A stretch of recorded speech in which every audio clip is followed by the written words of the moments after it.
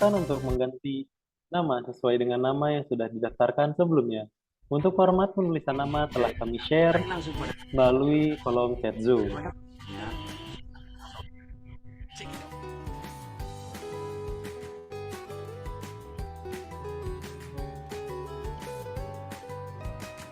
Semenjak koperasi kami menggunakan program Sakti, sebagai kolektor merasa sangat terbantu dalam bertransaksi dengan milenial yang belum pakai Sakti operasinya, pakai Sakti dong, semua urusan jadi lebih gampang.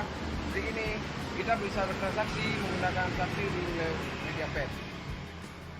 Kerjaan para kolektor jadi lebih mudah, semuanya lebih mudah. Di era digital ini kita memakai program Sakti ini, saya sebagai pengurus anggota koperasi yang langsung turun ke lapangan, pekerjaan saya dipercepat dan Sakti sangat membantu kinerja kami. Misalnya data koperasi aman, input data menjadi lebih mudah dan hemat lagi. Program Sakti sangat membantu pekerjaan yang saya lakukan itu lebih dipercepat dan pelayanan data-data anggota lebih aman.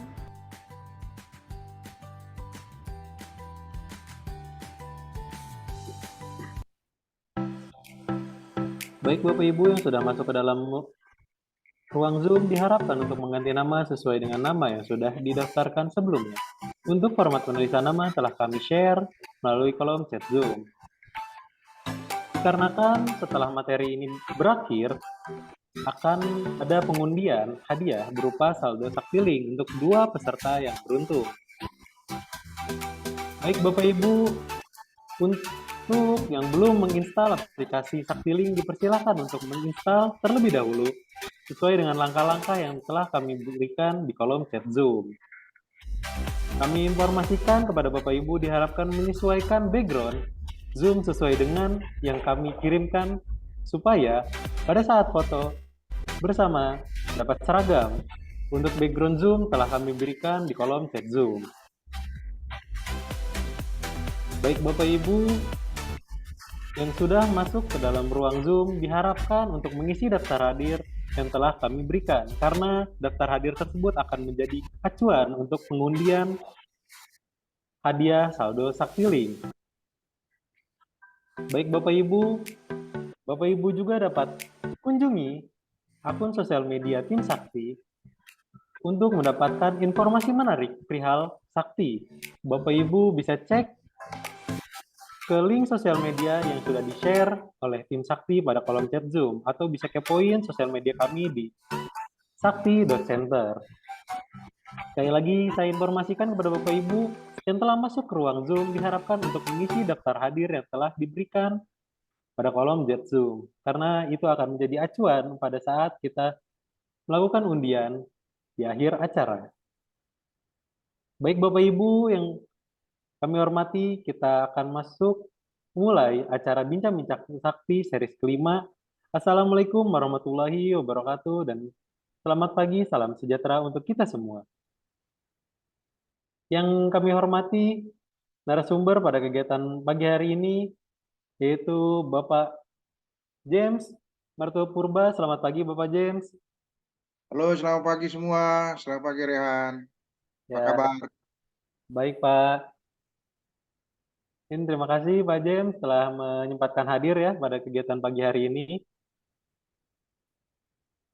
Yang kami hormati Bapak Ibu peserta BBS series kelima, Bapak Ibu hadirin sekalian yang berbahagia, puja-puji syukur kita panjatkan kehadirat Allah Subhanahu wa taala, Tuhan Yang Maha Esa yang telah memberikan limpah rahmat kepada kita untuk dapat hadir pada kegiatan webinar Bincang-Bincang Sakti dengan tema implementasi digital koperasi mahasiswa atau Kopma digital untuk ke arah peluang dan tantangannya. Kami ucapkan terima kasih kepada hadirin yang telah mengikuti kegiatan pada pagi hari ini. Hadirin yang kami hormati, izinkan saya Muhammad Rehan Firdaus sebagai moderator pada kegiatan hari ini untuk membacakan susunan acara. Yang pertama, pembukaan, pembacaan doa, sesi foto bersama, penyampaian materi, diskusi, serta tanya jawab, lalu sesi games dan undian, diakhiri penutup. Sebelum kita mulai kegiatan pada pagi hari ini, mari kita berdoa demi kelancaran dan semoga berlangsungnya kegiatan ini bisa menjadi manfaat untuk kita semua. Doa bisa dilakukan di dalam hati, disesuaikan dengan keyakinan dan kepercayaan Bapak Ibu masing-masing. Berdoa dipersilakan.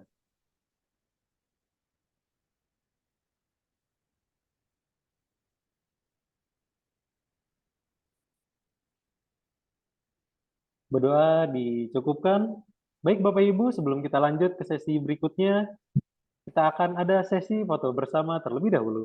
Kepada Bapak Ibu, saya harapkan untuk bisa mengaktifkan webcam atau kamera terlebih dahulu. Saya imbau sekali lagi ya Bapak Ibu untuk mengaktifkan webcam atau kamera terlebih dahulu untuk sesi dokumentasi. Mungkin kita tunggu terlebih dahulu ya Bapak Ibu untuk menyalakan webcamnya.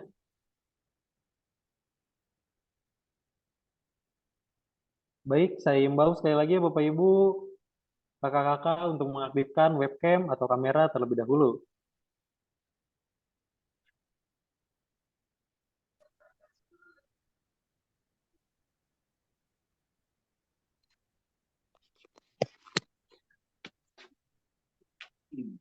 Sekali lagi ya, untuk Pak Jem juga bisa aktifkan kamera Pak untuk sesi dokumentasi. Udah, ini udah. Oke siap Pak. Oke, mungkin teman-teman tim Sakti bisa membantu ya untuk sesi dokumentasi. Mungkin saya hitung 1, 2, 3.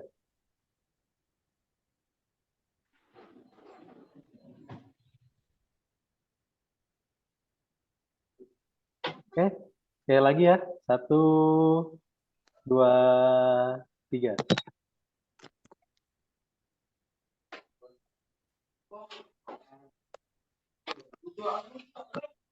Sekali lagi. 1, 2, 3.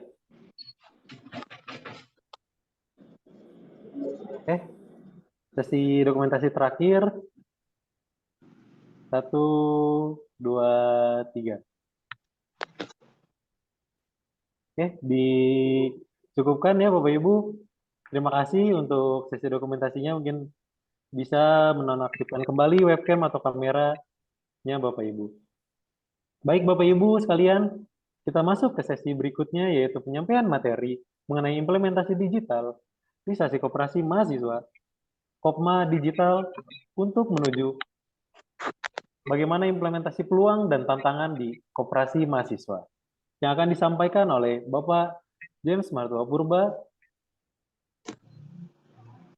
Selama pemaparan materi berlangsung, diharapkan kepada Bapak Ibu untuk bisa menonaktifkan mikrofon demi keefisienan dan kelancaran kegiatan pada pagi hari ini. Juga kepada Bapak Ibu, apabila selama pemaparan materi berlangsung, ada pertanyaan yang diinginkan untuk disampaikan, dipersilakan untuk nantinya bisa disampaikan lewat kolom chat Zoom atau melakukan raise hand. Untuk mempersingkat waktu, saya persilakan kepada Pak Jem untuk menyampaikan materinya, waktu dan tempat, dipersilakan Pak. Terima kasih. Baik, terima kasih Kang Rehan di Bandung ya. Selamat siang kakak-kakak, bapak-bapak, ibu-ibu dan teman-teman semua. Jadi terima kasih sudah atas kehadirannya hari ini. Kan sebenarnya teman-teman ada yang sudah liburan ya gitu ya, weekend lah katanya gitu. Tapi menyempatkan diri untuk hadir di sini suatu hal yang biasa. Mudah-mudahan nanti kita bisa berinteraksi. Baik, bicara kalau ke anak-anak muda biasanya kan harus mungkin kostumnya juga beda, tampilan juga beda ya. Saya langsung aja ya bicara ini mengenai implementasi ini. Nah, kalau kita lihat judulnya, kalau lihat nih pemain bola di sebelah kiri ini, apa hubungannya dengan koperasi ini? Ya, koperasi dan sepak bola. Nah, judulnya implementasi digitalisasi koperasi mahasiswa ya, peluang dengannya. Kita diskusi di sini ya. Kita sharing barangkali nanti di antara bapak-bapak, senior, junior ya. Bapak-bapak terutama yang sudah berkecimpung di dunia koperasi, anak-anak kita atau adik-adik kita nampaknya perlu kita perkenalkan terus mengenai koperasi. Eranya mungkin sudah berbeda, jadi pendekatan juga barangkali kita buat seramah mungkin. Baik, next.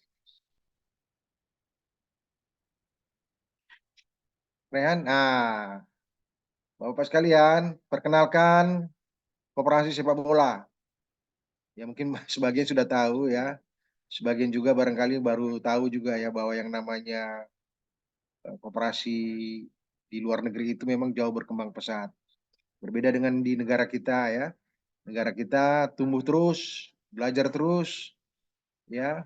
Banyak hal yang harus kita tingkatkan sebetulnya, ya.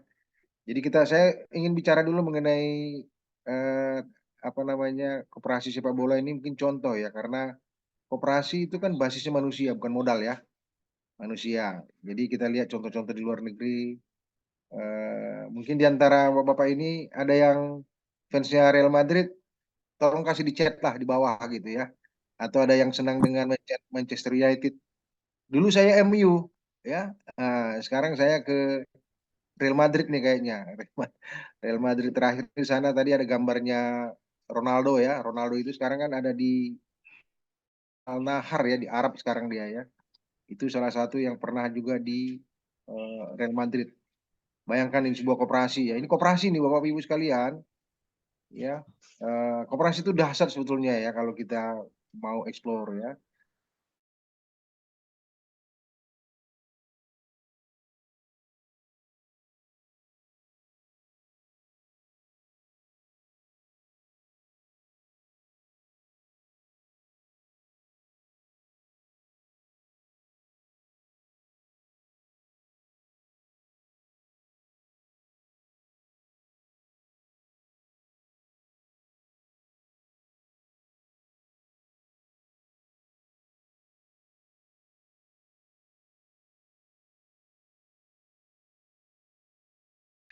Ya, dan lain-lain yang mungkin belum saya sebut namanya satu-satu. Mari kita diskusi gitu.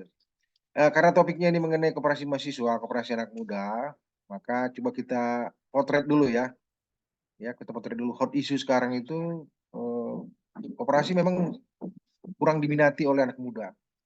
Nah, itu terbukti dari survei juga ya. Bahkan sekarang anak muda itu lebih kenal pinjol, pinjaman online daripada koperasi atau dari bank. Ya, pergerakan pinjol sekarang itu luar biasa. Ya, sehingga banyak juga mahasiswa atau karyawan atau siapapun terjebak dengan pinjol ya. Saya juga pernah mencobain pinjol itu dan memang apa namanya mereka itu luar biasa penggunaan teknologinya ya. Tapi koperasi kalau menggunakan teknologi nanti bukan seperti pinjol gitu ya. Kita tetap menggunakan prinsip-prinsip koperasi. Jadi mahasiswa banyak terjerat pinjol, bukti literasi keuangan di kampus kurang. Nah ini menurut beritanya seperti itu gitu di lapangan di kampus seperti apa mungkin nanti teman-teman yang dari pengurus Kopma atau Kokesma atau bapak-bapak yang senior-senior yang udah lama berkecimpung di koperasi kita bisa diskusikan ini. Benarkah koperasi sangat kurang diminati oleh anak muda? Ya, next. Ya, Rehan next. Nah, ini kenapa ya? Kalau kita lihat fenomena sekarang banyak anak-anak muda itu sebenarnya tidak ingin menjadi pengusaha, entrepreneur. Ya, mereka sudah belajar di kampus, ya. Kemudian yang terpikir ketika ingin menjadi pengusaha, ya mereka tidak ingin jadi ASN misalnya, tapi udah jadi pengusaha. Sejak muda banyak itu yang ingin jadi pengusaha gitu loh. Nah, ketika mereka mendirikan usaha, ya kan? Ini survei ICCI ya, ini harusnya saya cantumkan di sini. ICCI itu Indonesian Consortium Cooperative Innovation, ya. Apa semua lembaga yang berafiliasi dengan kementerian ya. Ketika mendirikan usaha, generasi cenderung memilih PT, perseroan terbatas, yaitu 47%. Ya, 28% memilih koperasi. Ya, nah, 28% ini mungkin mereka juga sudah belajar ya di kampus kalau jadi anggota koperasi ya. Cuma kan koperasi di kampus juga nggak populer, nggak benar-benar nggak populer gitu. Saya udah beberapa kampus saya datangi, barangkali hanya 2-3% mau menjadi anggota koperasi gitu ya, karena koperasi itu katanya nggak keren, konon katanya. Kita lihat aja nanti ya. Jadi 47% mungkin jadi PT, padahal 28% ini tinggal kita geser yang 28% ini, ya 28% ini menjadi apa supaya lebih besar nanti mereka mendirikan usaha itu dengan bentuknya koperasi. Riset lainnya ya, hanya 40% koperasi di Indonesia yang memiliki hubungan dan jaringan dengan orang muda. Nah, ini bapak-bapak dari KSP, dari koperasi yang lain mungkin, benarkah ini koperasi itu nggak dekat dengan anak muda atau koperasi itu masih ingin dikuasai terus oleh orang-orang tua seperti anggapan selama ini ya. Ada 70% koperasi di Indonesia itu memang dikuasai oleh orang tua gitu ya. Itu surveinya gitu. Karena image koperasi barangkali mengalami degradasi ya. Karena banyak kasus gitu. Padahal sebenarnya kalau kita lihat nanti prinsip-prinsip koperasi nggak seperti itu ya. Jadi 40% koperasi di Indonesia yang memiliki hubungan dengan jaringan dengan orang muda. Hanya 40%. Jadi 60% itu belum melihat anak muda gitu loh. Ya kan? Ini survei ya. Kemudian sebanyak 85% sampai 98% koperasi di Meksiko dan India memiliki hubungan dengan komunitas orang muda. Nah, ini ya. Di sana itu rupanya anak-anak muda itu bisa nanti ada Gen Z, milenial, Gen Y ya. Itu memiliki hubungan gitu. Maju benar kalau itu ya di India dan Iran. Nah, kemudian di Filipina itu 70% sudah ramah anak muda. Di Indonesia tadi berapa? 40%. Jadi ini tantangan kita semua, terutama pengurus-pengurus koperasi atau pegiat-pegiat koperasi yang sudah ada selama ini. Next. Nah, ini dia. Nah, anak-anak muda tadi ketika mendirikan koperasi, mereka kalau paham perbedaannya ya antara koperasi dan PT itu ya. Nah, kita lihat di sini. PT itu tujuannya kesejahteraan. Kalau yang PT ya cari laba. Dua-duanya sebenarnya kesejahteraan ya. Cuma bentuknya kalau koperasi itu bersama. Sementara perseroan kan pemiliknya sendiri kan hanya beberapa orang gitu. Keanggotaan terbuka untuk semua pengguna ya. Ya melalui pendaftaran. Keanggotaan untuk pemegang saham gitu ya. Lalu kewenangan tertinggi di koperasi itu ada di RAT ya. Nah, RAT kewenangan tertinggi di perseroan terbatas itu pemegang saham lah. Nah, hak politik artinya hak dia berperan di koperasi itu one member one vote di koperasi. Jadi semua anggota koperasi itu adalah pemilik. Semua anggota koperasi adalah pengguna. Yang tidak terdaftar menjadi anggota koperasi tentu tidak bisa melakukan kegiatan di dalam koperasi itu. Ada istilah sekarang close loop. Ya, jadi koperasi itu close loop. Walaupun ada sekarang itu ada koperasi open loop ya.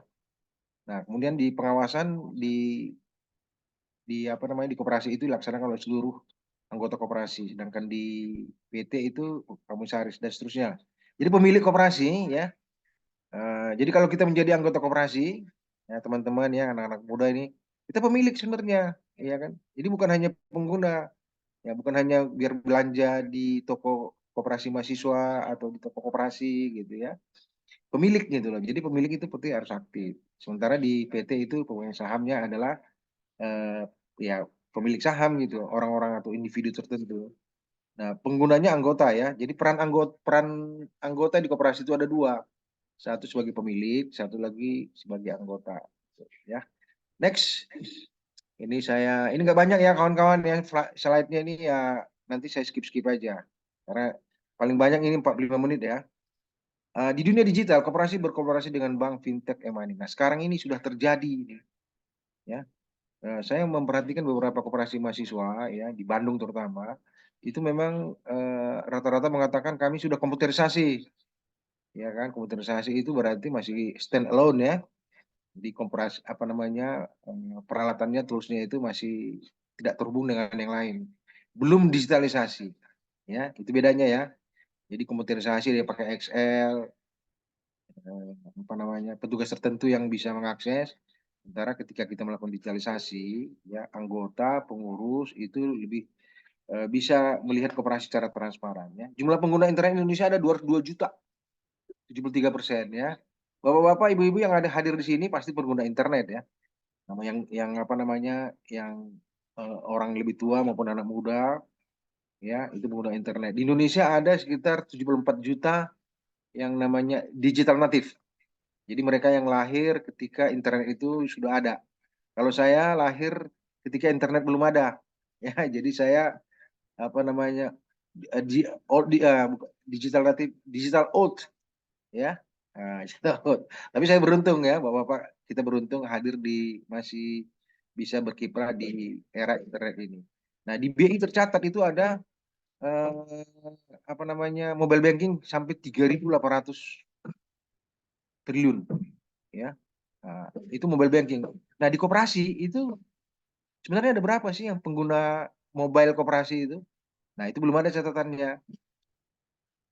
Oke, transaksi paling banyak di mobile banking itu, yaitu di fintech atau e-money itu adalah PPOB, transfer via bank dan PPOB. PPOB itu eh, payment payment point payment point untuk bayar-bayar lah, ya, bayar telepon, listrik, transaksi lain, barangkali juga bayar Shopee yang sangat terkenal itu, ya kan, Tokopedia dan sebagainya, ya. Nah, sekarang pertanyaannya kan, koperasi dengan bank itu bisa nggak terhubung? Bapak-bapak, ya, sejak 3 tahun yang lalu, Bank Indonesia sudah membuka yang namanya regulasi bahwa sudah bank-bank itu memperkenalkan namanya Open API, ya, yang ditetapkan oleh BI, ya, itu menciptakan industri sistem pembayaran yang sehat, kompetitif, inovatif, dan seterusnya. Nah, jadi apa artinya? Bahwa bank, perbankan, koperasi, fintech, ya, fintech itu bukan pinjol aja ya. Fintech itu ada 6 jenisnya gitu. Nah, itu sudah terhubung, ya. Coba lihat di sini gambar sebelah kiri ini. Itu kan yang namanya aplikasi perbankan, apa namanya, transportasi online, eh, Kredivo itu fintech ya. Pinjol juga ya, ya, yang resmi gitu ya. Kemudian ada bank digital seperti Bank Jago, BRI, BNI, Postpay, kantor pos, ya, kantor pos juga sudah maju itu, mereka menggunakan Postpay gitu. Ini sebenarnya sudah terhubung semua, ini namanya ekosistem, ya. Nah, ini sekedar pengetahuan aja. Next. Nah, ini kita coba kondisi Kopma ini. Ini saya coba potret ya. Nah, saya wawancara mau potret pricing lain ya. Kondisi Kopma itu belum mencapai sustainability, ya. Artinya Kopma itu lebih kepada kegiatan inkubasi, kegiatan ekstrakurikuler gitu. Pergantian pengurusnya cepat, ya. Kemudian sering ada masalah, begitu ada COVID, pada tiarap semua. Begitu ada penggantian pengurus. Nah, itu kenapa? Karena mereka menjalankan secara konvensional gitu. Padahal anggota-anggota atau mahasiswa-mahasiswa itu adalah orang-orang yang disebut digital native, orang yang hidupnya mulai bangun tidur sampai tidur lagi, itu HP itu nggak pernah lepas dari tangannya. Apakah untuk entertain, apakah untuk kampus, pelajaran, maupun untuk komunikasi dan sebagainya, ya, digital native. Jadi saya lihat walaupun orang-orang tua sekarang itu pengguna, mereka bukan digital native gitu, karena lahirnya ada ketika internet itu belum ada. Kemudian koperasi mahasiswa itu belum mandiri, ya. Nah, prinsip koperasi nomor 3. Kenapa belum mandiri? Karena masih belajar biasa gitu ya. Tapi seharusnya idealnya kan di kampus itu Pokmas sudah dikenal, tapi mungkin apa namanya pengawalannya, ya, belum terlalu diseriuskan, masih dianggap itu ekstrakurikuler. Padahal menurut saya Kopma itu bisa menjadi koperasi yang seperti Real Madrid tadi, seperti Barcelona atau MU tadi ya. Nah, lalu yang ketiga, pengelolaan koperasi itu masih konvensional. Nah, kemarin saya mengunjungi 2 koperasi mahasiswa. Pak, kami itu sudah modern katanya gitu. Gimana modernnya? Ini kan udah pakai ini, udah komputerisasi, pakai Excel, oh pakai email gitu, ada webnya gitu. Nah, bukan itu maksudnya, ya. Itu masih tetap yang namanya konvensional, masih stand alone, berdiri sendiri dia ya, belum mandiri. Nah, itu masih konvensional. Saya bilang kan semua kalian ini sudah menggunakan smartphone ya, HP, otomatis sebenarnya koperasi sudah bisa sebenarnya. Kemudian kondisi koma yang keempat, adaptasi disrupsi teknologi ya. Jadi gini, adaptasi artinya penyesuaian terhadap perubahan luar biasa mengenai teknologi ya. Disruption, gangguan ya. Gangguan yang sangat mendasar itu namanya disrupsi. Jadi adaptasi disrupsi itu belum diantisipasi gitu. Artinya belum diimplementasikan ya, sesuai dengan judul kita ini. Rata-rata belum diimplementasikan. Padahal di kampus juga banyak orang IT di jurusan informatika dan sebagainya. Mereka bisa bangun sebetulnya, ya kan? Nah, jadi ini hanya kondisi yang menurut saya bisa kita perbaiki. Digital natif di Indonesia ada 75 juta orang ya. Jadi artinya anak mahasiswa. Kalau mahasiswa di Indonesia nanti ada datanya. Next. Nah, ini ya perbandingan sebelum dan sesudah digital. Ini gambaran aja ya. Modal dasar koperasi Kopma itu adalah gotong royong keluargaan. Kalau Kopma digital, gotong royong kekeluargaan sama. Modalnya apa? Finansial, iuran, simpanan, hibah. Sama ya, Kopma digital juga gitu. Bidang usaha. Nah, bidang usaha di koperasi-koperasi konvensional itu biasanya nggak jauh-jauh aja. Fotokopi, ya toko, warung makan, ya jual-jual kaos, kayak gitu-gitu ya bidang usahanya. Nah, ke depan Kopma digital itu selain toko, apa namanya fotokopi dan sebagainya, produk digital lainnya juga bisa. Bahkan mereka bisa apa namanya kalau koperasi konsumen ya, mereka bisa menjual apapun yang bukan hanya kebutuhan mahasiswa, tapi juga melakukan apa namanya perdagangan elektronik ya, e-commerce itu seperti dia bisa berperan gitu seperti apa namanya Shopee atau Tokopedia dan sebagainya gitu. Jadi koperasi digital itu bukan hanya transaksi keuangan ya, bukan hanya payment, tapi juga bisa masuk ke e-commerce ya, e-commerce. Jenis koperasi bisa konsumen, pemasaran. Jarang ada koperasi mahasiswa itu koperasi simpan pinjam. Bapak Ibu yang dari koperasi simpan pinjam, ya kan, ini peluang kerjasama gitu loh. Koperasi mahasiswa itu bisa jadi teman dari Kopdit mana gitu ya kan, nah, gitu. Jadi konsumen kita juga nanti Kopma digital sebenarnya bisa punya apa USP juga gitu ya. Nah, bahkan bentuknya nanti bisa jadi koperasi multi pihak ya, koperasi nanti ada penjelasan sedikit ya. Oke, anggota koperasi konvensional mahasiswa sekarang itu mahasiswa. Nah, ini dia kalau ke depan koperasi mahasiswa digital ini bisa mahasiswa, dosen, karyawan, alumni. Ya, sekali lagi alumni. Bapak Ibu barangkali di sini semua ini alumni universitas mana, alumni sekolah mana gitu. Bisa menjadi anggota di kampusnya. Ya, nanti diatur dalam namanya anggaran dasar rumah tangga. Ya, diatur itu. Ya, saya juga punya apa namanya 3 kampus di mana saya pernah kuliah. Kalau di sana ada anggota kalau di sana ada koperasi, saya sebenarnya ingin jadi anggota. Ya kan? Cuma kan nggak boleh gitu loh. Kok mau ke depan yang udah modern ini nanti itu sangat dimungkinkan, apalagi mereka terhubung dengan aplikasi apps ya. Oke. Operasionalnya yang koma-koma sekarang ini ya itu konvensional, manual Excel seperti saya bilang tadi. Ya, nanti kalau yang ke depan itu sudah pakai aplikasi digital. Ya, pakai mobile koperasi gitu. Caranya gimana gunakan aplikasi? Ya, ada 2 cara. Satu bangun sendiri, kedua bisa kerjasama dengan provider digital kooperatif ya. Bisa kerjasama. Banyak itu perusahaan-perusahaan yang bisa kerjasama. Termasuk Sakti lah gitu ya. Kemudian, nah ini lagi SDM di Kopma itu ada latihan kewirausahaan ya. Jadi latihan kewirausahaan bukan latihan yang mengenai koperasiannya gitu. Jadi mereka prinsip-prinsip koperasi itu barangkali nggak terlalu ini ya, nggak terlalu dalam gitu loh. Berarti artinya tinggal didalamkan aja itu ya. Di koperasi mahasiswa yang digital itu nanti kewirausahaan dan pendidikan koperasi gitu ya.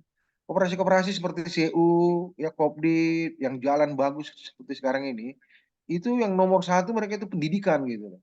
Karena apa?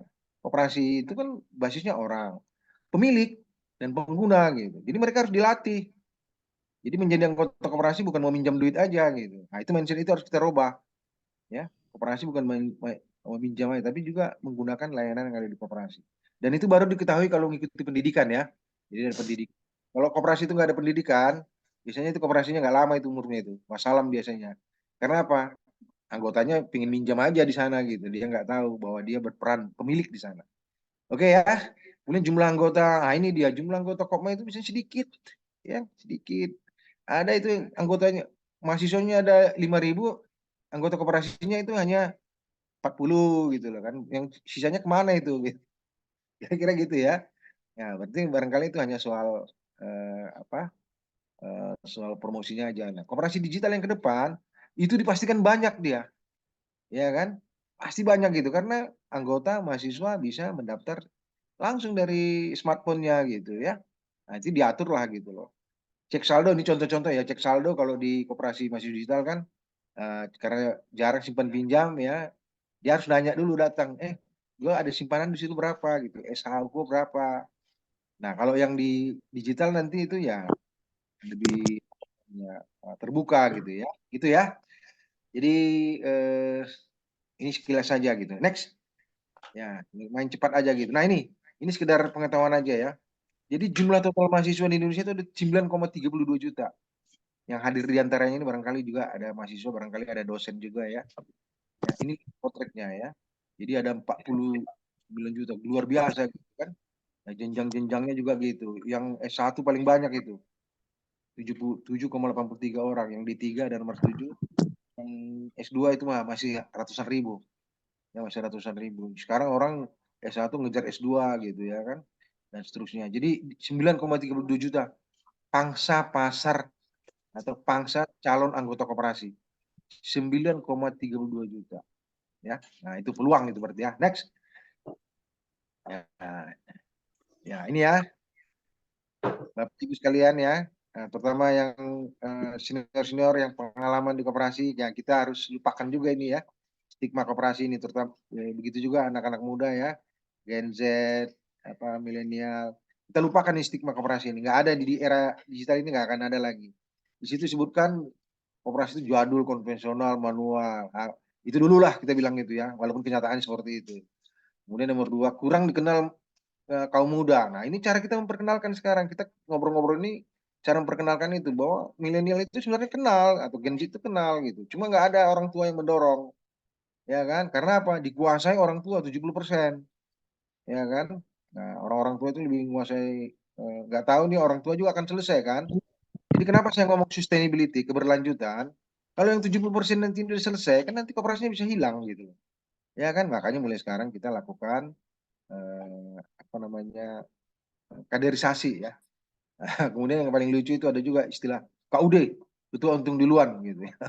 Nah, ini nggak benar ini. Lalu yang kelima itu banyak fraud, ya banyak fraud gitu. Next ya, oke. Tujuan untuk koperasi ini bisa dilihat sini ya. Tujuan spesifiknya itu ada, kita lihat yang spesifik aja, meningkatkan kesejahteraan mahasiswa, karyawan dan alumni. Tujuan mahasiswa belajar praktek entrepreneurship dan belajar usaha berbasis digital.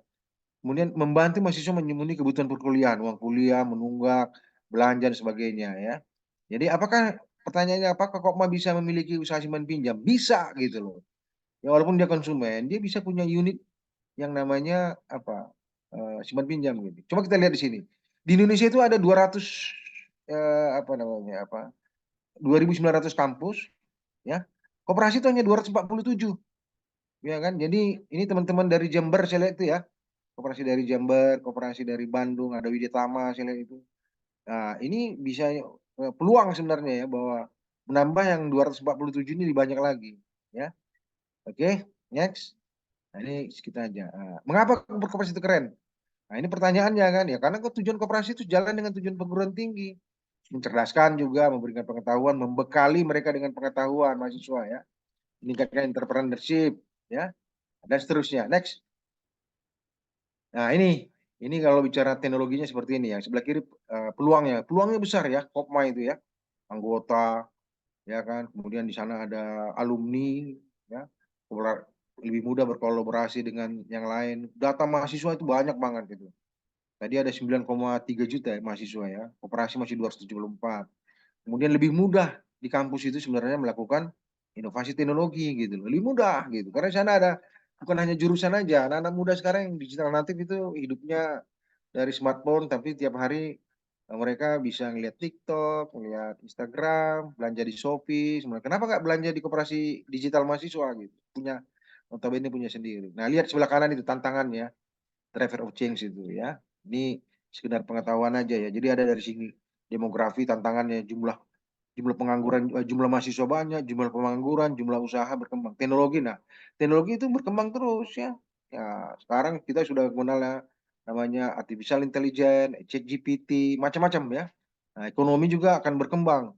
Ekonomi sekarang orang jualan di Soreang itu ya kan, tapi pembelinya ada di Amerika itu biasa itu. Ya, karena dia menggunakan globalisasi. Next.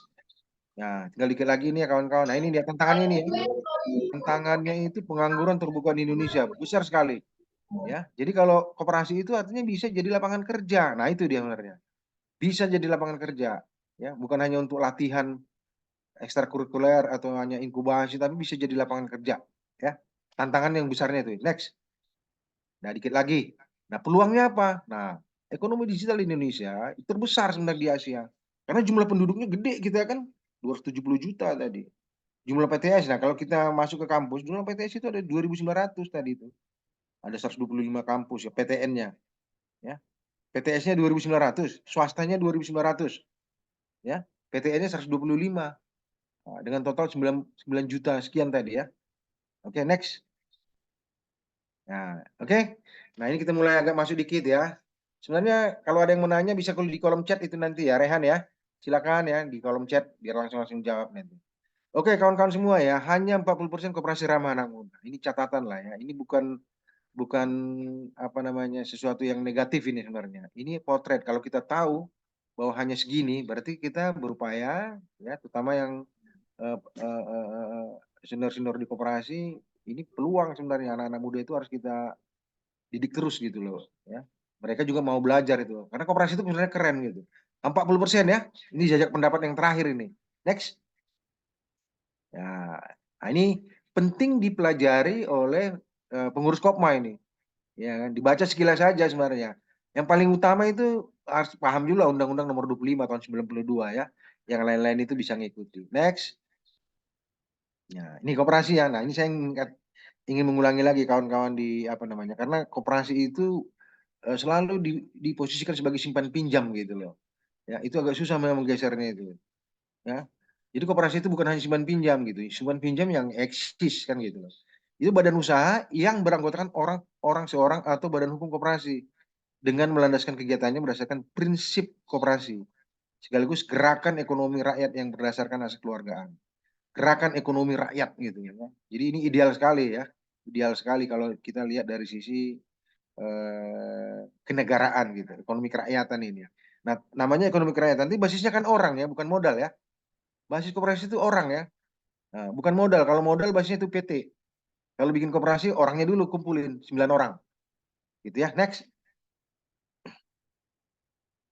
Nah, ini apa namanya? Ini saya ingatkan aja ini. Sebelah kiri ini mungkin kita kenal ini Bapak Koperasi. Dasar keluargaan itulah dasar hubungan istimewa pada koperasi ya. Jadi pemerintah pun sangat care dengan koperasi ini walaupun regulasinya berubah-ubah gitu, bahkan undang-undang koperasi sebentar lagi kan sudah dalam draft ya. Dengan draft itu nanti akan ada perubahan. Nah, jadi basisnya manusia ya.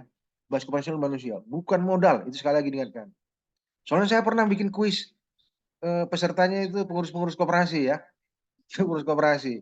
Saya tanya, basis koperasi adalah ada pilihan itu ya. Basis koperasi adalah gitu. A, modal.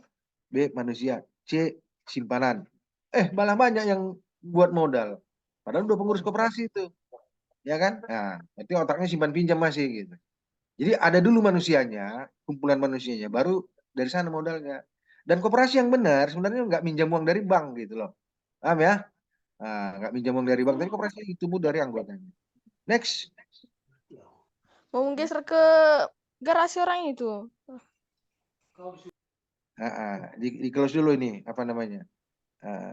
Lumayan ya 62 orang yang monitor kita ini Rehan ya. Satu-satu masuk kemarin. Nah, kita diskusi ya kawan-kawan yang baru hadir silakan ya. Nah, kita ini diskusi ya, kita belajar lagi ke basic-basicnya koperasi. Kita bukan jualan aplikasi di sini ya, kan itu ya.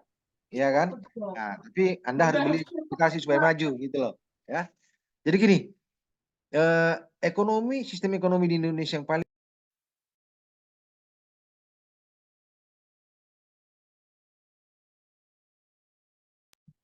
oke, ya. Koperasi itu yang paling ideal sebenarnya kalau dikaitkan dengan ekonomi, karena dia ekonomi Pancasila ya.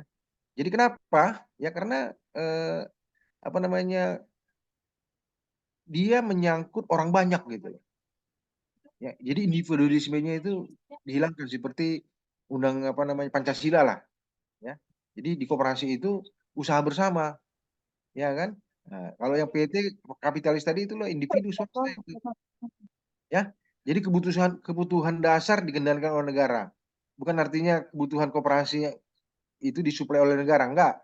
Jadi koperasi itu memang muncul dari semangat gotong royong sama. Koperasi tempat jajan bilang. Kalau itu. Next. Rehan di mute aja yang kawan-kawan yang tadi itu. Nah ini ya kawan-kawan ya. Nah, hanya mengingatkan aja bahwa koperasi itu banyak jenisnya. Ya Kopma misalnya, Kopma itu cocoknya memang koperasi konsumen atau koperasi pemasaran Kopma ya. Nah boleh nggak punya simpan pinjam? Ya unit aja nanti. Jadi kalau sudah ada uangnya bisa unit, mahasiswa bisa minjam apa gitu. Tapi bukan itu fokusnya, gitu ya. Nah, jadi koperasi ada 5, konsumen, produsen, simpan pinjam, pemasaran, dan koperasi jasa. Yang paling terkenal itu simpan pinjam. Oleh karena itu, koperasi bukan hanya simpan pinjam, tapi koperasi simpan pinjam itu banyak membantu anggota. Ya, koperasi sektor real. Ya, koperasi sektor real itu artinya berdagang di dalam itu. Sektor real ya. Apa namanya? Banyak koperasi pertanian ya, koperasi di desa itu sektor real itu. Walaupun dalam prakteknya mereka melakukan simpan pinjam juga gitu. Nah, itu sudah diatur. Jadi di koperasi sektor real itu ada 2. Jadi ada flow of goods ya, flow of apa material, kemudian ada flow of money, uang. Nah, sektor real ya. Jadi sektor real itu non simpan pinjam gitu ya. Nah, kemudian ada satu lagi yang paling cocok nanti ke depan di kampus itu menurut saya ya, ada koperasi multi pihak.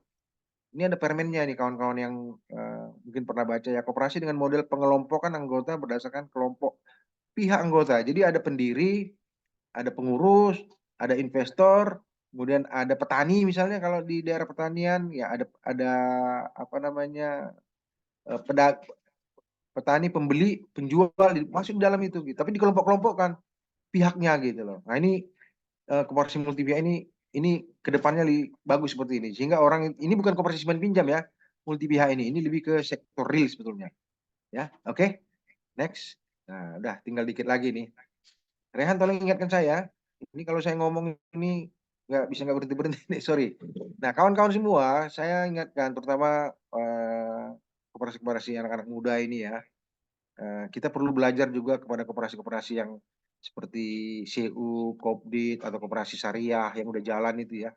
Mereka itu berhasil itu karena pendidikan koperasinya. Gitu. Pendidikan. Jadi anggota itu kalau nggak ikuti pendidikan koperasi nggak boleh jadi anggota. Ya nggak boleh gitu. Jadi nanti mikirnya minjam aja gitu ya kan. Padahal koperasi itu bukan simpan pinjam. Coba lihat ini prinsip koperasi itu ada 7 ya. Nah, keanggotaan bersifat sukarela, jelas ya, terbuka. Terbuka artinya yang mendaftar benar gitu loh. Misalnya ada kesamaan di lingkungan kampus, di lingkungan sekolah, di lingkungan pekerjaan ya. Nah, kemudian pengelolaan dilakukan secara demokratis. Itu tadi one man one vote, satu suara satu apa namanya hak anggota. Kemudian pembagian SLU dilakukan secara adil. Ya, kalau di PT kan kita dapat keuntungan lah profit ya. Kalau di koperasi ya ada istilah SAU. Kemudian pemberian balas jasa yang terbatas terhadap modal. Jadi nggak bisa investor gede-gedean di sini menguasai. Tidak bisa menguasai seperti banyak sekarang kan koperasi yang sering disebut koperasi pinjam-pinjam itu ya kan. Sebenarnya ini bukan koperasi gitu, tapi itu koperasi abal-abal istilah gitu ya. Pemiliknya itu hanya beberapa orang itu. Nah, jadi dia nguasain modal di sana, anggota itu hanya dianggap sebagai peminjam. Nah, itu menyalahi prinsip koperasi. Oke ya. Nah, prinsip-prinsip koperasi berikutnya, pendidikan koperasi ini penting ya. Dan nomor 7 itu kerjasama koperasi. Nah, koperasi-koperasi yang sudah berpengalaman sekarang ya, mungkin Bapak Ibu yang ada anggota sini ya, itu koperasi-koperasi mahasiswa bisa dikolaborasi kerjasama. Dan paling tepat apa namanya kerjasama itu nanti karena sudah ada teknologi, jadi bisa terhubung dia. Oke ya, gitu ya prinsip ya. Next, biar cepat ini.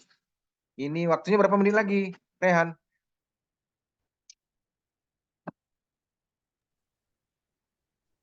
Aman sih, Pak. Aman ya, oke Masih ya. panjang, aman-aman. Oke. Kawan-kawan semua, Bapak Ibu sekalian, ya koperasi tadi saya bilang yang paling banyak di Indonesia lebih dari 60% itu simpan pinjam. Kita sekarang pemerintah lagi mendorong masyarakat itu membangun koperasi sektor real. Jadi koperasi konsumen lah, koperasi produsen, ya kalau petani sektor real. Ya itu non jasa keuangan namanya.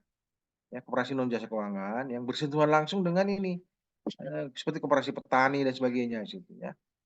Kemudian koperasi sektoral ini apa namanya lebih kepada perdagangan sebenarnya ya, perdagangan. Semua anggota di dalam itu kan punya usaha ya. Ada yang misalnya dia punya warung, ada dia misalnya punya pertanian, ada yang punya jasa lainnya itu bisa menjadi anggota koperasi sektoral tadi ya. Jadi artinya apa? Itu dijual di koperasi itu gitu loh. Di koperasi itu didirikan biasanya oleh UMKM ya.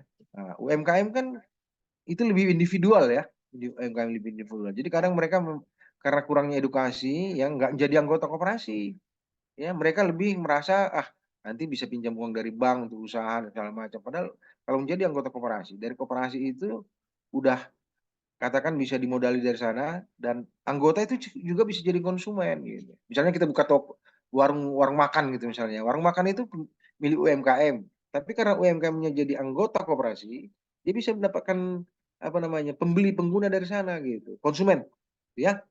Nah, oke, next, cepat. Nah, ini 3 pilar kerja koperasi modern. Ini perlu diketahui aja ya. Jadi koperasi bapak-bapak sekalian nanti itu ada 3 pilarnya, kelembagaan, pilar usaha, dan pilar keuangan ya. Jadi 3 hal ini. Koperasi itu harus punya badan hukum yang jelas, ya kan terdaftar sebagainya. Itu kelembagaan. Pilar usahanya jelas, ya kan. Nah, jangan bikin koperasi, koperasinya pinjam-pinjam. Yang kemarin rame itu di daerah Serang itu ya kan. Itu bukan koperasi sebenarnya itu adalah rentenir berkedok koperasi kayak gitu. Itu janganlah ya. Itu pilar usahanya harus jelas. Kalau sektoril, sektoril.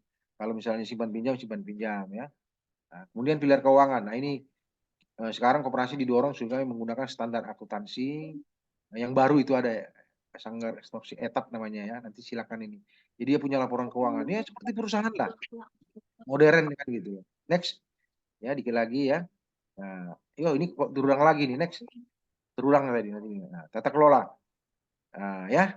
Teman-teman yang belajar manajemen, ya ini koperasi ini ada ininya manajemennya, ada tata kelolanya gitu ya.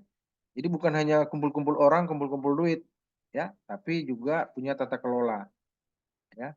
Jadi kegiatan yang berstruktur, sistematis, menyusun, merencanakan, menganalisis dan menetapkan. Ini teori lah, ya. Nah, jadi yang penting di koperasi itu tata kelolanya itu bisa dilakukan evaluasi, ya kan, pengarahan, direction ya, dan monitor. Next. Ini pengetahuan aja. Ini tadi ya. Ya, ini saya kawan-kawan ini mau ingatkan ke kawan-kawan terutama yang sudah berkecimpung di koperasi maupun yang sudah berkecimpung di UMKM. Mindset kita bisa dirubah lah ya. Jadi kita sesuaikan. Masyarakat umumnya mengenal koperasi sebagai tempat simpan pinjam. Ya, sehingga lebih dikenal koperasi bukan urusan pengembangan usaha. UMKM itu pengembangan usaha kan, ada produknya. Nah, uang dipinjam ke SP memang dapat digunakan untuk kebutuhan konsumtif atau produktif. Nah, tapi yang jelas kendala UMKM adalah modal. Nah, aku punya warung nih. Ya modal aku dari mana nih? Dari bank. Nah, itu aja tuh. Aku dari rentenir. Padahal sebenarnya bisa dari koperasi. Ya, gitu ya. Kendala KSP umumnya adalah tidak ada usaha produktif, tapi tersedia modal dari anggota. Itu bedanya ya. Nah, koperasi sektoril dalam hal ini adalah koperasi untuk kebutuhan produktif.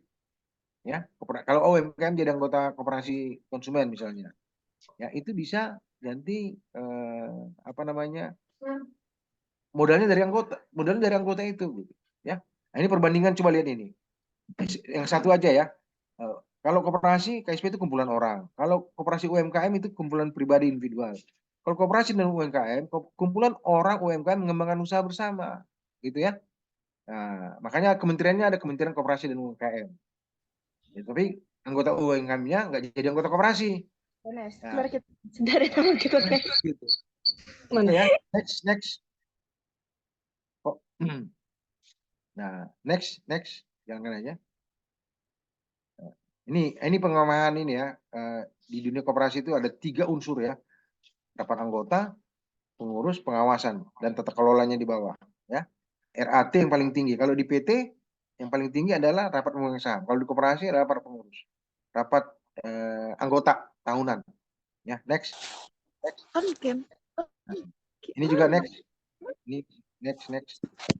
Tadi ini ya. Nah, ini entrepreneurship ya. Di kampus-kampus dikenal yang namanya ada mata kuliah entrepreneurship perusahaan. Salah satunya mereka belajar berusaha. Koperasi juga itu menjadi bagian dari entrepreneur. Ya, ini waktu itu saya pernah jadi narasumber di Universitas Sumatera Utara ya.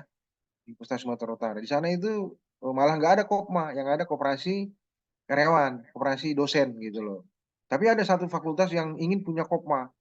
Nah, karena Pak dosen itu, Bu dosen itu beranggapan bahwa Kopma bukan hanya untuk belajar, tapi dapat menjadi sebuah organisasi dan lapangan usaha profesional, ya, layaknya. Ini apa salah ketik ini? Layaknya perusahaan besar, gitu ya.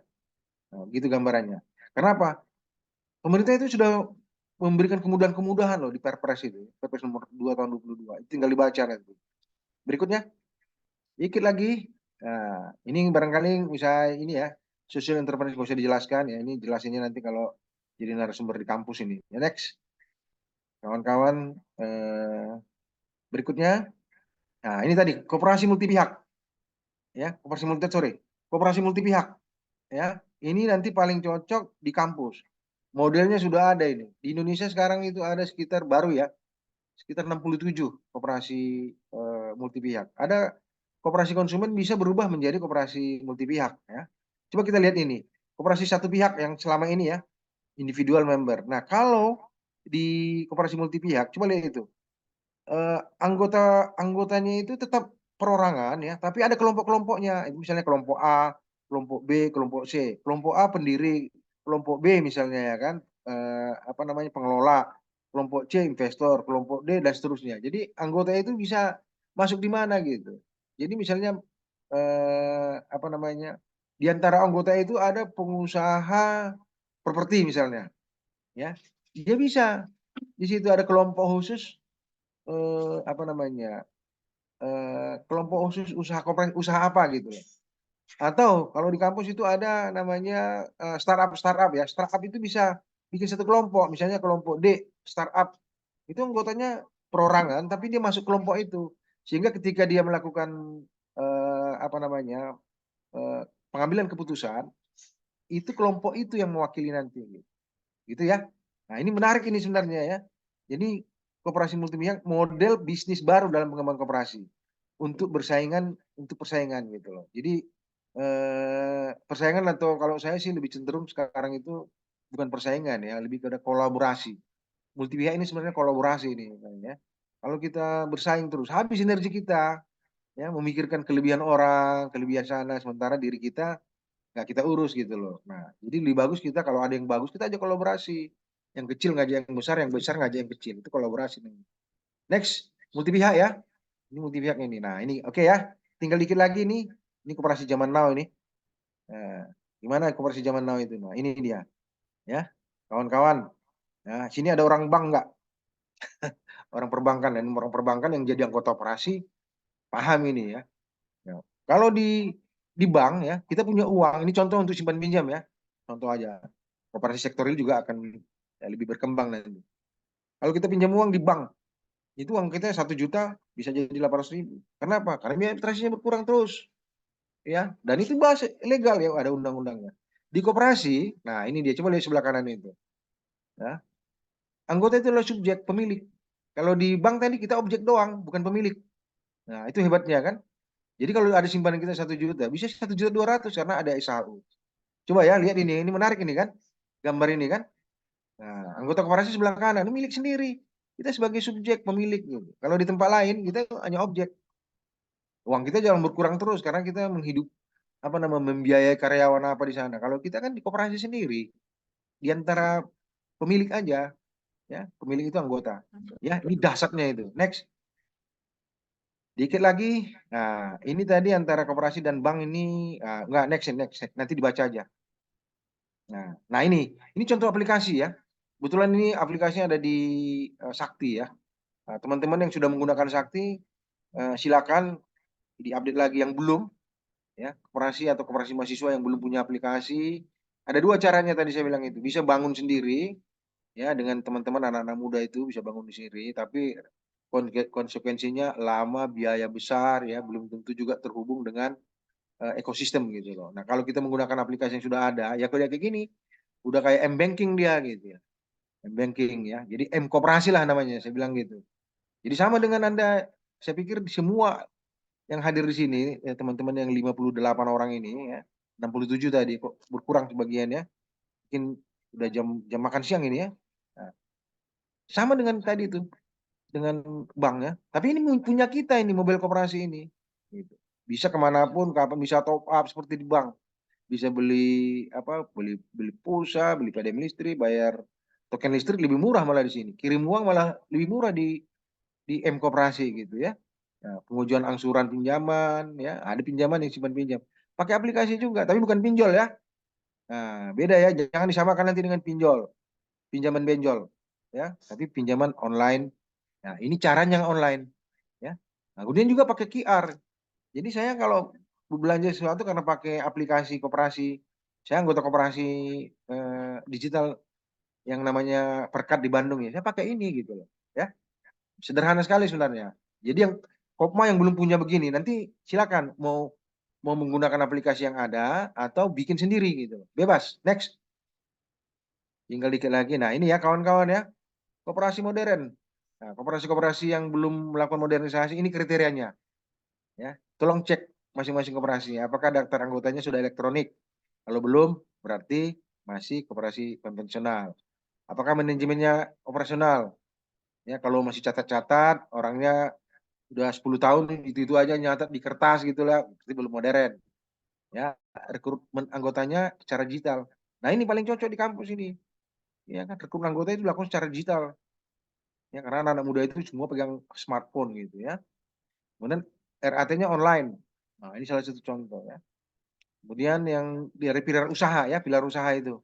Ini di koperasi dikenal juga apanya bisnis basisnya bisnis hulu hilir. Ya, hulu hilir artinya mulai dari produksi sampai penjualan itu bisa dikelola oleh koperasi gitu. Ya, jadi bukan hanya cerita apa namanya hili hulur hulur hili gitu ya. Bukan itu aja ya. Kemudian pelayanan anggota secara digital ya. Nah, dan seterusnya. Oke. Next.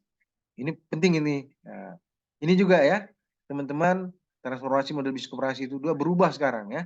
Udah berubah gitu. Jadi bukan hanya sekedar bikin toko, bikin ini segala macam. Semua macam bisnis bisa dilakukan di koperasi mahasiswa itu. Ya, artinya bahwa mahasiswa-mahasiswa lain juga bisa terlibat di sana dari semua jurusan, ya kan? Dan polanya di sini beda ya dengan di apa namanya? Ini pola-pola apa namanya? Pola multi pihak sebenarnya ini, ya, pola multi pihak. Karena di dalamnya itu bisa ada investor gitu. Investor bisa dari kalangan dosen, bisa dari startup, bisa dari mana-mana. Next. Nah, udah tinggal dikit lagi nih. Nah, ini juga next. Lewat. Nah, pendirian Kopma sebagai sebuah ini. Kopma sebagai supporting ekonomi mahasiswa. Ini kayaknya slide terakhir ini ya. Ini kawan-kawan ya. Bapak-bapak, para senior, ya, yang sudah berpengalaman, mari kita berbagi dengan anak-anak muda kita ya. Supaya angka 70% itu nanti geser lah. Paling tidak 40% aja lah, biar anak-anak muda nanti kita kader ya. Jadi kalau kita lihat komposisi di sini, anggota koperasi itu Gen Z ya, Gen Y, Gen X itu komposisinya beda-beda gitu loh, ya. Jadi masih dikuasai oleh orang tua sebenarnya ini koperasi kita ini. Jadi angka yang dari Gen X atau apa namanya Gen Gen baby boomer ya baby boomer itu yang besar itu nanti bergeser. Jadi kita kepingin di Gen Z dan Gen Y ini nanti makin bagus lah, makin ramah lah koperasi itu kepada mereka ya. Jadi ini dorongan. Next lagi.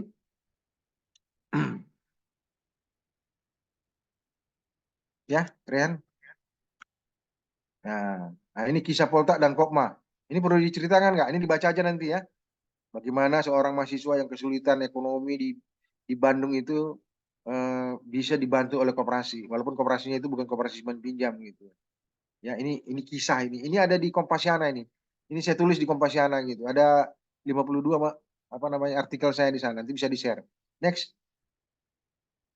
Nah, ketika kita atau koperasi menggunakan aplikasi yang apa namanya platform kerjasama dengan platform digital atau bangun sendiri, gitu ya. Perhatikan syarat mengenai keamanan ini, ya. Terutama adanya ISO 27001. Ini yang dipakai ini, sorry ini bukan 2000, bukan 20123 tapi 2001 kalau misalnya ini ya. Nah, 27001 tapi 2013 ya, ISO. Ya, sudah pakai ISO. ISO 27001 ini bisa diperbankan. Ya, pastikan bahwa aplikasi itu transaksinya aman. Karena banyak sekarang scam, banyak sekarang modus-modus ya, terutama di perbankan itu ya, atau perorangan itu membuat orang kadang-kadang enggan menggunakan m-banking juga gitu loh. Ya, ragu-ragu gitu. Nah, perhatikan nanti kalau koperasi atau itu sudah aplikasi itu sudah menggunakan ISO 721, kemudian terdaftar di Kementerian Kominfo itu aman ya. Jadi nanti bisa pakai perusahaan A, perusahaan B, perusahaan C yang menggunakan aplikasi, silakan. Ini salah satu syaratnya gitu ya. Nah, jangan nanti dia bikin aplikasi sendiri, tapi sebentar-sebentar dijebol karena nggak ada pengamannya gitu ya. Jadi ibaratnya bikin aplikasi sendiri, tapi mau dijebol orang gitu loh, karena nggak pakai ISO. Itu bukan berarti yang bikin sendiri itu nggak baik gitu ya. Boleh bikin sendiri, tapi nanti gunakan apa namanya fitur-fitur yang membuat aplikasi atau mobile koperasi itu aman. Next lagi ya. Nah, ini dia aplikasi pengurus. Jadi di koperasi-koperasi Kopma itu nanti ya dengan ada aplikasi kayak gini gitu contohnya ini. Yang penting dia ada dashboard ya. Dashboard itu penting. Ya, koperasi-koperasi yang nggak punya dashboard ini siapa yang bisa mengakses? Ya, yang bisa mengakses sudah diatur kan di sana. Ketua, pengurus, mungkin pengawas gitu loh. Jadi transparan dia. Jadi nggak hanya datang kantor, dari rumah pun bisa dicek ini sama pengurus ya. Nah, kalau multi pihak tadi mungkin dari pihak investor bisa ngelihat gitu ya. Anggota bisa ngelihat nggak? Nggak bisa gitu loh. Anggota itu hanya melihat aplikasi dia. Tapi kalau anggota ingin tahu situasi koperasi, ya itu sesuai dengan anggaran rumah tangga, itu boleh gitu ya. Jangan pula nanti, wah saya kan anggota koperasi Pak, saya bisa ngelihat semua gitu. Enggak, itu anggota koperasi hanya bisa ngelihat nanti saldo dia berapa, transaksi dia seperti apa gitu ya. Jadi ini ada aturannya ya. Teknologi itu juga harus diatur gitu loh. Bukan teknologi itu bisa diakses sembarangan. Ya kan ada regulasinya, ada etika teknologinya, ada pengamannya gitu loh. Nah, ini aplikasi pengurus ini nanti diatur siapa yang bisa akses ya, siapa yang bisa siapa yang enggak gitu. Kalau anggota ingin tahu saldonya bisa, gampang, nggak perlu datang ke kantor, bisa ngeliat gitu loh. Next, dikit lagi. Nah, ini pertanyaannya kan. Nah, ini pertanyaannya. Ini selalu ada pertanyaan nih. Kalau bicara mengenai digitalisasi, pertanyaan selalu ini. Ya, baik dari koperasi-koperasi yang senior ya, yang sudah malang melintang maupun koperasi baru ya. Apakah biaya digitalisasi mahal? Sebenarnya nggak mahal ya. Jadi gini gambarannya. Kerjasama dengan perusahaan platform digital, misalnya kerjasama dengan Sakti, Sokto atau siapa A, B, C, D perusahaan lain gitu ya. Itu tidak gitu karena kecenderungannya sekarang itu sharing capacity ya, berbagi kapasitas ya. Jadi yang dibangun platform yang dibangun oleh Sakti itu misalnya ya, itu sebenarnya sudah disiapkan bagi sehingga dia bisa ini lebih syariah dia gitu loh. Ya. Nah, jadi nggak mahal sebetulnya ya. Jadi aplikasi sendiri sudah tersertifikasi, basisnya web, Android ya.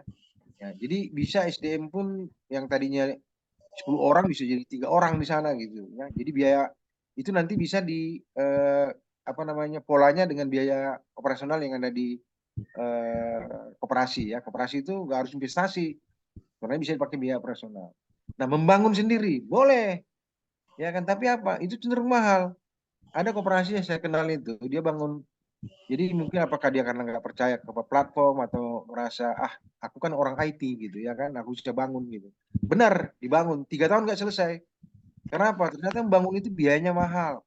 Biaya perangkatnya harus rekrut dulu SDM-nya, programmer, minta gaji 6 juta, bahkan 10 juta gitu.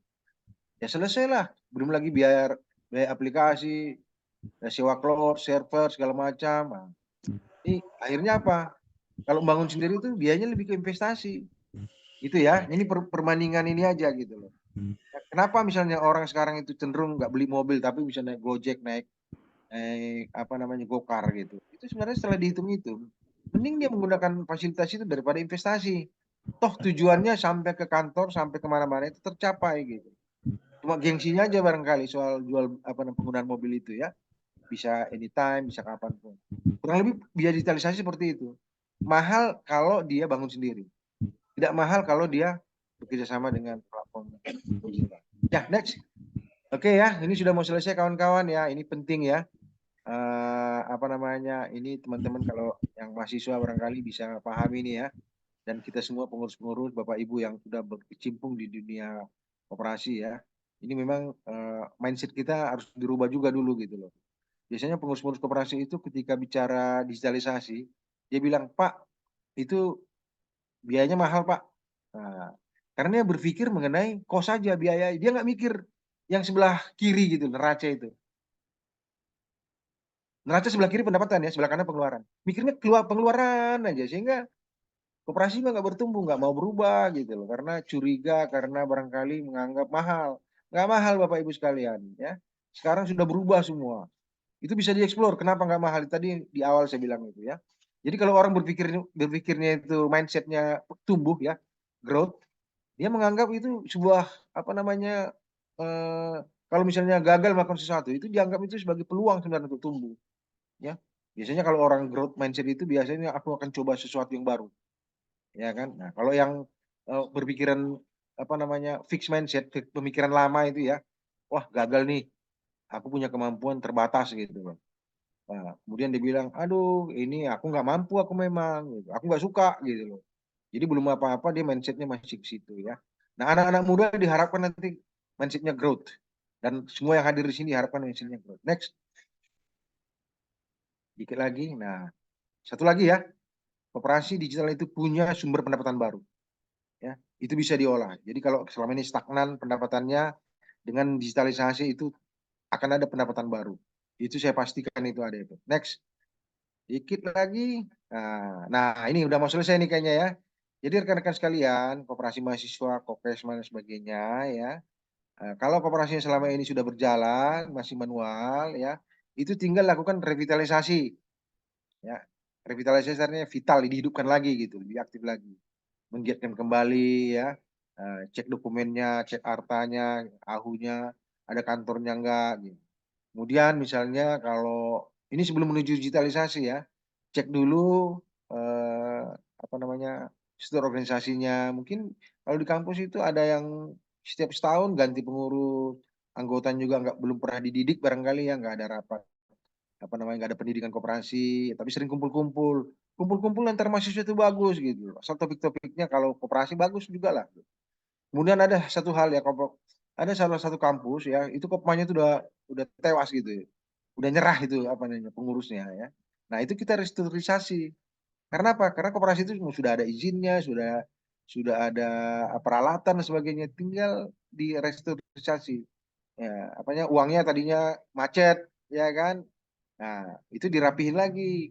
Ya kan, mungkin ada yang nyuntik ya. Itu restrukturisasi lebih biaya. Nah, baru yang terakhir itu transformasi. Transformasi itu ya berubah ya, transform berubah, berubah bentuk. Berubah bentuk bukan badan usahanya, tapi cara kerjanya, budayanya, ya itu yang berubah. Jadi proses bisnis dari konvensional ke digital. Itu transformasi digital namanya ya. Jadi oke, next. Udah selesai nih kayaknya. Nah, kapan mulai digitalisasi? Nah, ini pertanyaan ini. Ya, iraha. Nah, kalau orang bahasa Sunda gitu kan. Nah, kumaha engke Pak, engke kumaha Pak. Ah, gitu. Yang nggak jadi-jadi gitu. Anak-anak muda biasanya kerjanya cepat, ya. Makanya waktu itu kenapa Tokopedia itu lajunya cepat gitu. Karena waktu itu kampanyenya adalah mulai aja dulu. Wah Pak nggak ada internet Pak. Wah nggak bisa kuota segala macam. Padahal ada wifi ya segala macam. Yang namanya apa? Tokopedia waktu itu ya mulai aja dulu gitu. Mulai dibantu UMKM-UMKM-nya sehingga sekarang Tokopedia itu besar. Ya kan? Nah, jadi jika saat ini Anda seorang pengurus atau anggota koperasi, segeralah implementasikan digitalisasi untuk transparansi. Transparansi pula ketikanya itu ya. Untuk dan keberlangsungan koperasi. Jadi koperasi ini nanti yang cutting atau kakak tingkat atau adik tingkat itu bisa ngelihat ke depan nanti koperasi itu bagus. Karena apa? Koperasi itu ada ada aplikasinya gitu. Ya, ada aplikasinya. Gitu ya. Jadi terakhir itu di bawah itu ada komposiana.com James Now. Anda bisa lihat 52 tulisan saya sebagian besar itu mengenai Kopma. Sebagian besar mengenai Kopma, 52 artikel sana. Gratis itu kalau masih mau baca ya. Nah, gitu. Itu ya. Eh, Terakhir saya terbuka untuk diskusi ya. Apakah di sini ada pengurus koperasi, ya, pengurus CU, koperasi mahasiswa atau siapapun gitu ya. saya sangat terbuka untuk diskusi gitu. Begitu barangkali ya Bapak-Bapak sekalian ya. Terima kasih. Kita buka ruang diskusi. Baik. Ya, terima kasih Pak Jam atas penyampaian materinya. Luar biasa sekali ya Bapak Ibu yang telah disampaikan oleh narasumber kita pada siang hari ini. Nah, mungkin sebelum masuk ke sesi tanya jawab ya Bapak Ibu, diharapkan nih kepada Bapak Ibu yang baru masuk ke ruang Zoom, diharapkan untuk mengisi daftar hadir yang telah diberikan pada kolom chat Zoom, dikarenakan daftar hadir tersebut akan menjadi data untuk pada saat nantinya kita melakukan undian saldo Saktiling. Nah, baik Bapak Ibu, kita masuk ke agenda selanjutnya yaitu adalah diskusi dan tanya jawab.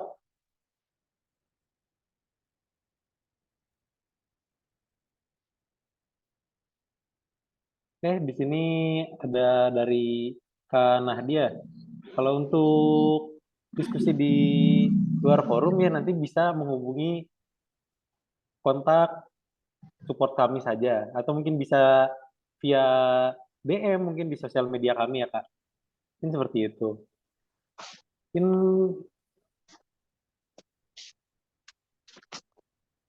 dari Bapak Ibu apakah ada yang ingin ditanyakan nih perihal materi pada siang hari ini, apalagi mungkin kakak-kakak Gen Z ya yang mungkin masih sekolah ataupun masih kuliah ataupun ada yang baru lulus kuliah gitu. Bagaimana perkembangan koperasi pada saat ini?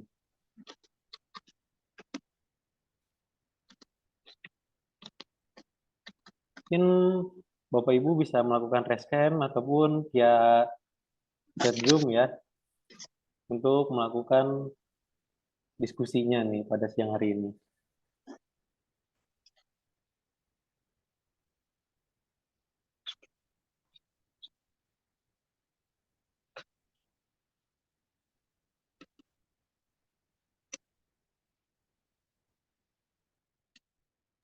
Oke, kalau nggak ada yang bertanya, saya ingin nanya ini dari kampus, yang dari Kopma ada di sini.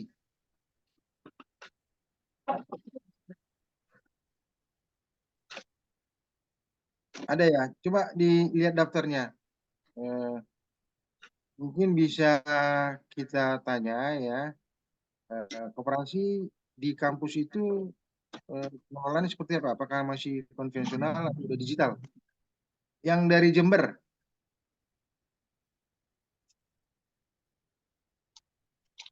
coba Rehan. Hmm,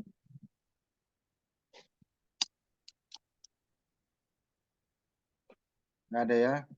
Kemudian, oke. Di sini saya lihat ada Kak Ivon ya. Kak Ivon, apa kabar Kak Ivon? Kak Ivon ini adalah Ketua Koperasi Kinaria, Koperasi Anak Muda ini. Mungkin bisa cerita, Kak Ivon?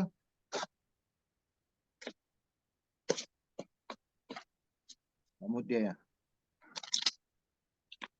Halo.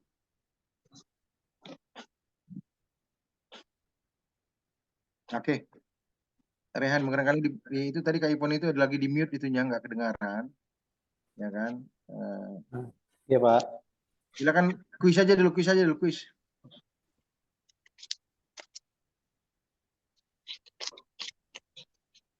Mungkin dari teman-teman koperasi apakah ada yang ingin ditanyakan terlebih dahulu ya sebelum kita memasuki ke kuis nih atau games?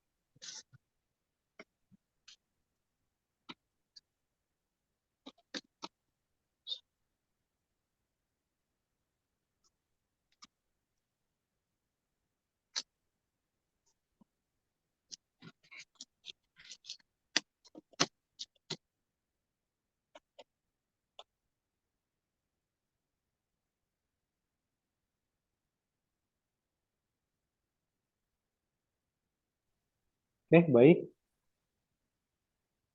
Mungkin kita lanjut ya Bapak Ibu untuk agenda selanjutnya. Sebelum kita masuk ke sesi games, dimohon kebersediaannya Bapak Ibu untuk mengisi formulir feedback atau umpan balik yang linknya sudah kami kirimkan via chat Zoom. Kami sangat hargai pandangan dan masukan Bapak Ibu untuk meningkatkan kualitas kami ke depannya.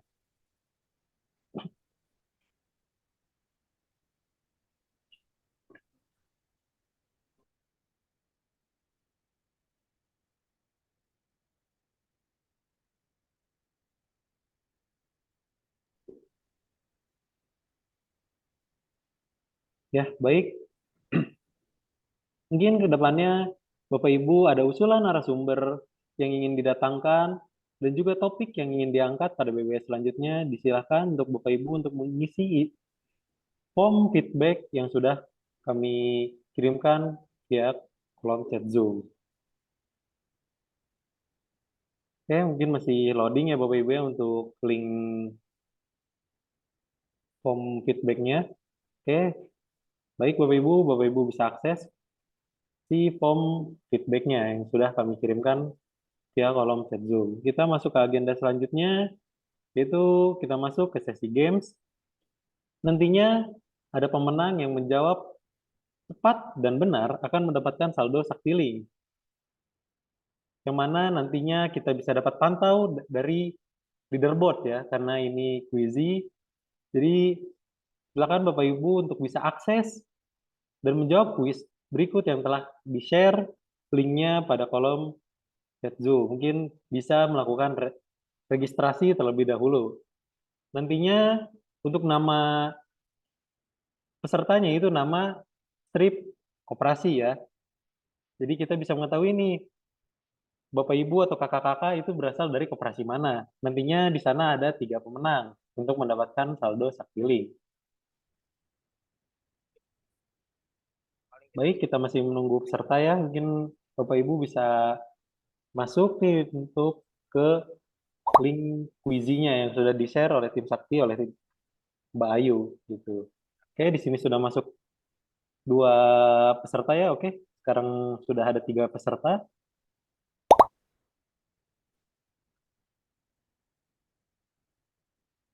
Mungkin kita tunggu nih sampai jam 11.25 ya. Oke, 2 menit cukup lah ya untuk registrasi.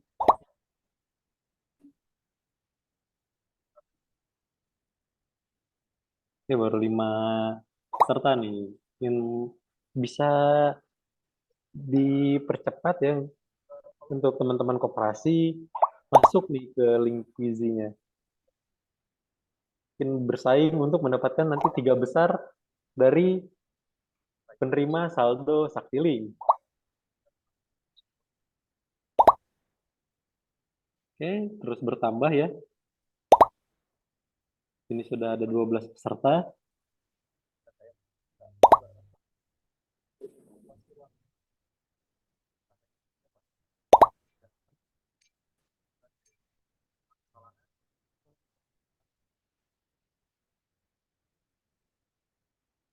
Mungkin Bapak Ibu bisa masuk ke linknya ya. Jadi pada saat games ini ya selain yang dari undian gitu, nantinya ada undian, kita juga akan membagikan saldo Saktiling dari quiz ini untuk 3 peserta yang beruntung.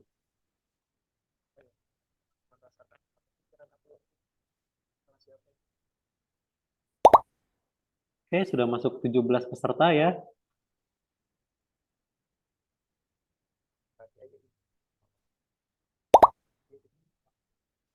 Mungkin kita tunggu 1 menit lagi.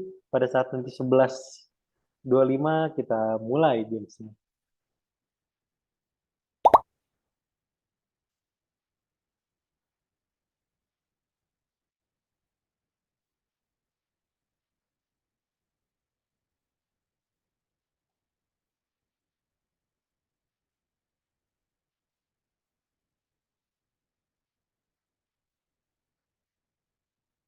Oke, mungkin Bayu bisa dimulai ya gamesnya. Sekarang sudah masuk 18 peserta.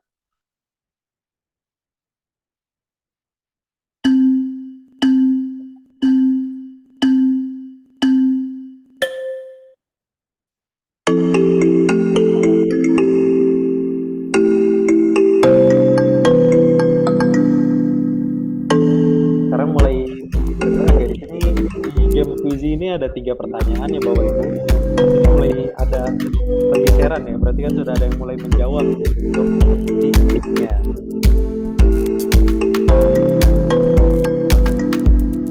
Wah, ada yang salah juga nih, kenapa nih? Wah, udah ada yang selesai nih, ada Kak Irsyad, ada Kak Putu, ada Kak Rofi. Cepat juga ya 3 peserta ini ya. Wah, ada yang mulai bergerak juga nih dari sisi leaderboardnya ya. Kak Lia nih udah masuk ke posisi kedua ya. Ternyata lebih cepat ternyata dari sisi waktu ya untuk pengisiannya. Jadi di sini tepat saja tidak cukup ya. Kita harus cepat gitu.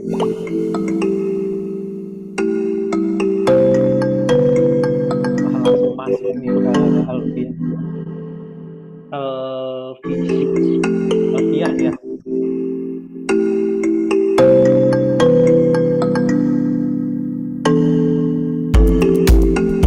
Ini masih baru 86% ya untuk yang menjawab.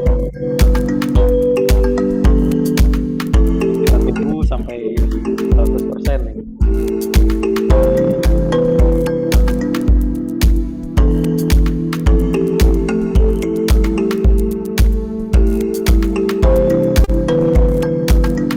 Apa akan ada perubahan lagi ya? Dan yang masih tetap masuk di 3 besar tuh masih ada Kak Irsyad ya. Dari awal sampai akhir ini masih keren. Walaupun dia duluan selesainya, kecepatannya juga cepat ya.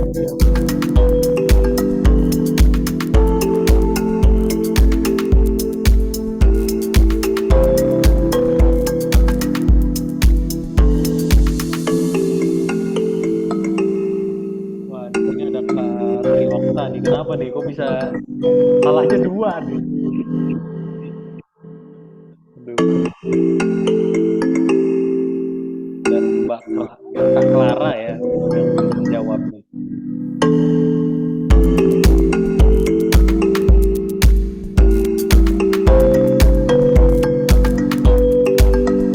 Oke, kita sudah mendapatkan pemenangnya ya. Oke, bisa kita akhiri. Di sini ada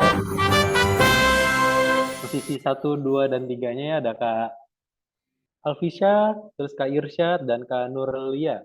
Mungkin ada Kak Alfisya di sini, mungkin bisa on mic. Halo Kak Alfisya. Halo.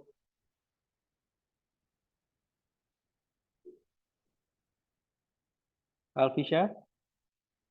Atau Kak Nurlia dan Kak Irsyad. Halo.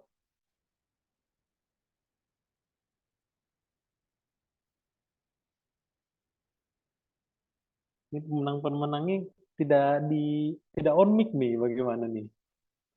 Karena kami akan harus menghubungi ya untuk para pemenangnya.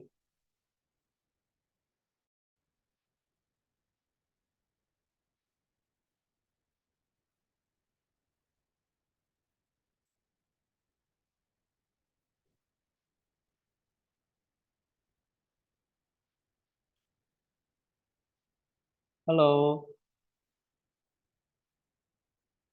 Kak Alfisya. Ada Kak Alfisya? Kalau di kita search ya ada ya Kak Alfisya Nasiwa ya. Oh, hadir nih. Mungkin nanti bisa DM atau bisa kontak kami ya, bisa dihubungi untuk menerima hadiahnya. Lalu Kak Irsyad ya tadi ya. Halo, ada? Atau Kak Nurlia?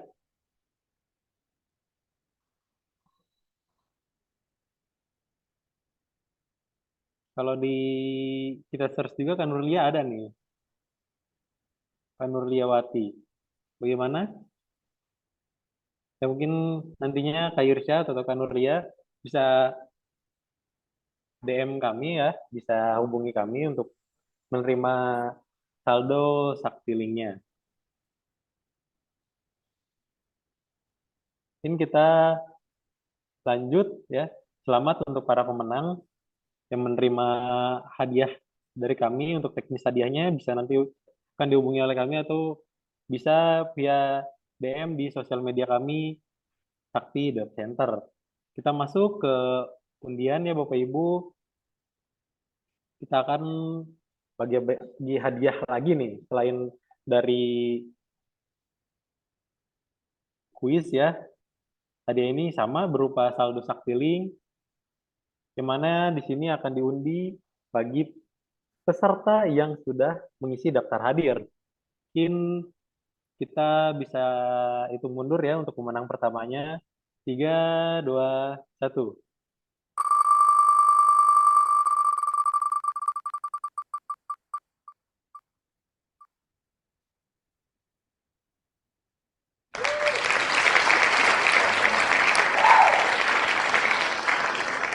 Nah, di sini pemenangnya ada Kak Purwanto dari KSP Puskopdit Kredit Union Jakarta. Mungkin ada Kak Purwanto?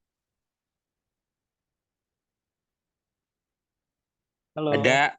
Oh, oke. Mungkin Kak bisa nanti menghubungi kami atau mungkin kami akan menghubungi Kakak untuk skema hadiahnya. Siap. Oke. Selamat Kak untuk hadiahnya. Mungkin kita Terima kasih. cari pemenang kedua. In 3, 2, 1.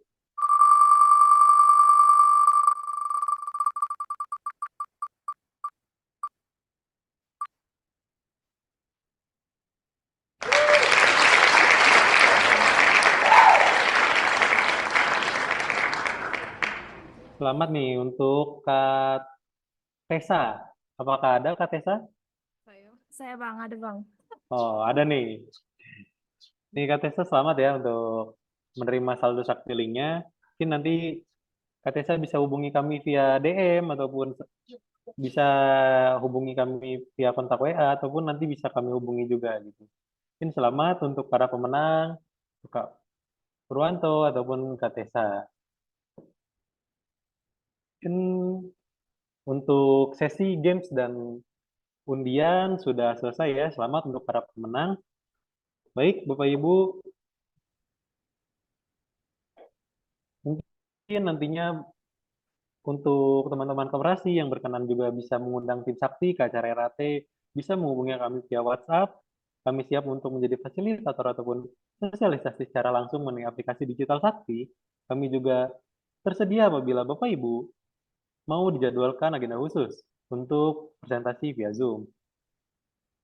Baik Bapak Ibu bisa kunjungi sosial media kami dan dapatkan informasi menarik di Sakti.Center, itu adalah sosial media kami, yang telah kami kirimkan linknya pada kolom chat Zoom. Alhamdulillah, waktu tidak terasa kegiatan bincang-bincang sakti pada siang hari ini telah sampai ke penghujung acara.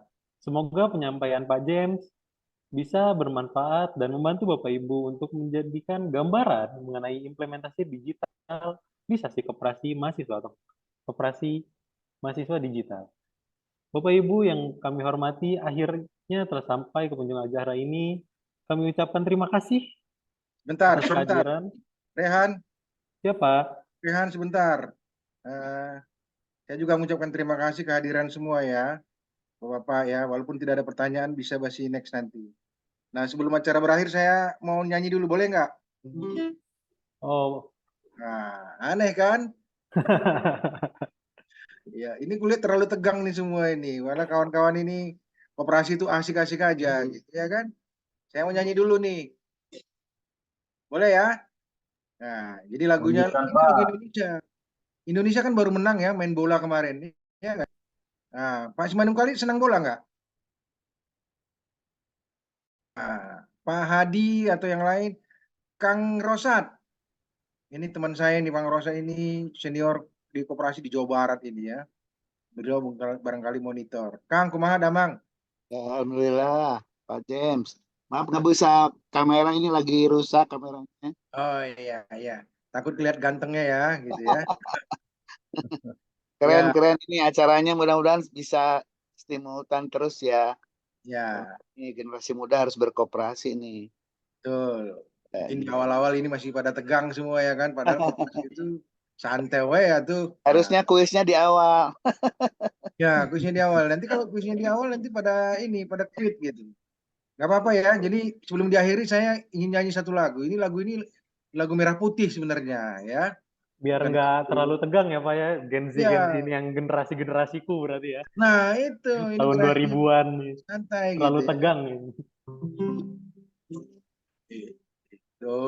Indonesia tanah air beta pusaka abadi nan jaya.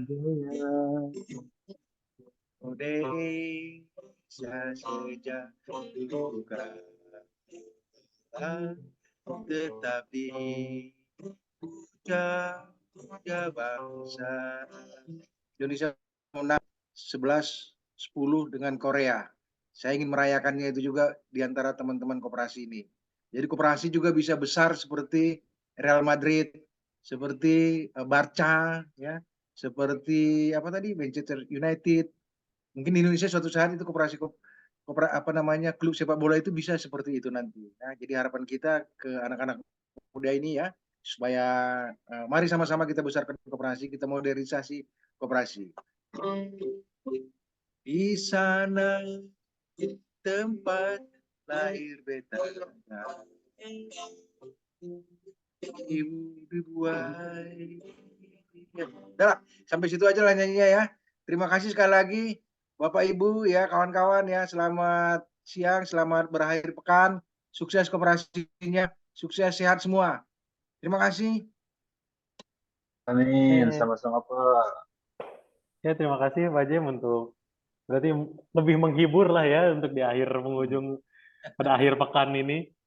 Kita ucapkan terima kasih kepada hadirin dan partisipan Bapak Ibu. Semoga kita bisa berjumpa di kegiatan berikutnya. Saya mewakili tim Sakti beserta Pak James.